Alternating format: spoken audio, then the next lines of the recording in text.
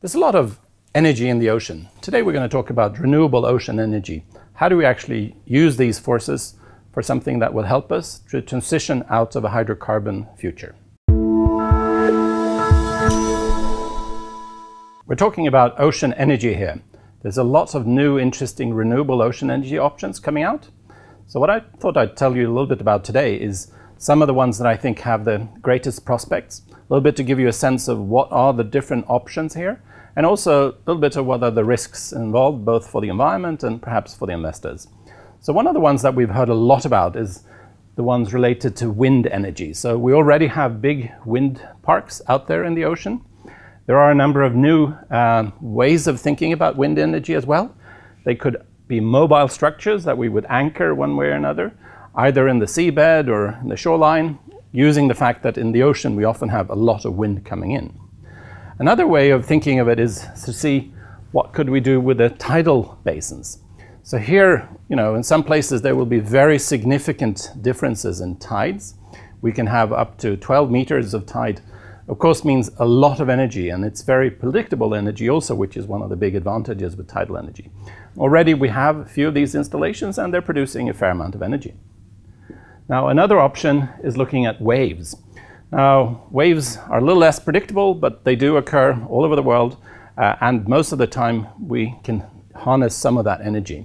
There's been a number of different designs, and I think the jury is still out in terms of what will work best and what will have its limitations.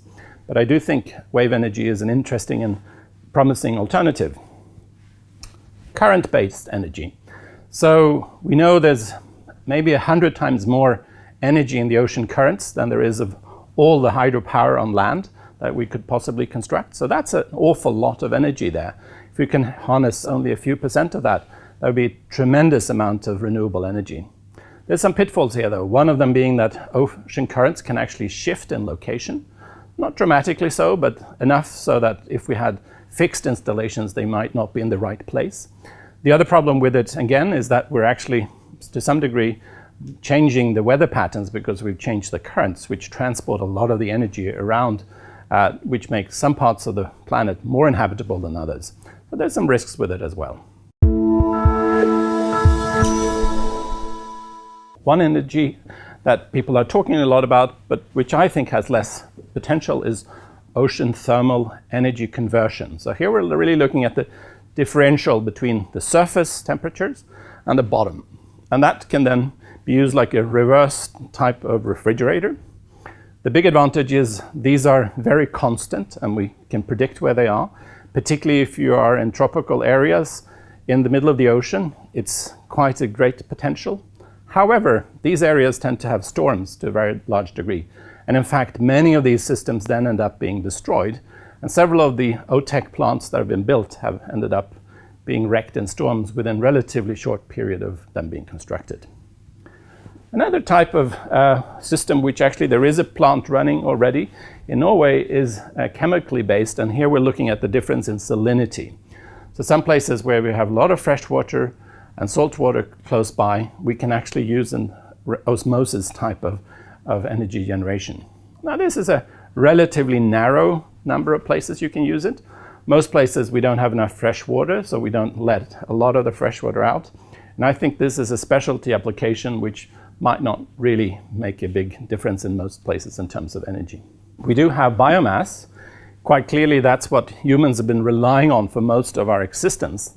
The big advantage with biomass is, again, it's very predictable. We can engineer it to contain more oil, for example, which makes it desirable for certain types of fuels.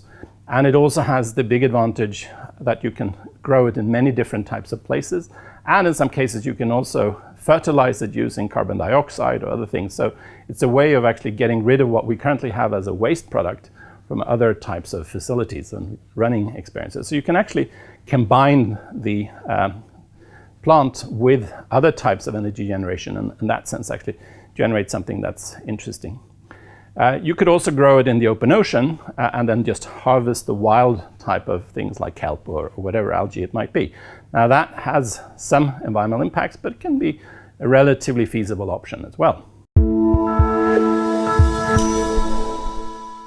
A very interesting thing if you're generating energy is how variable is it? Is it constant, or will you have ups and downs? Some types of energies is very predictable, looking at osmosis, biomass. Ocean currents, a little less so, but still quite predictable.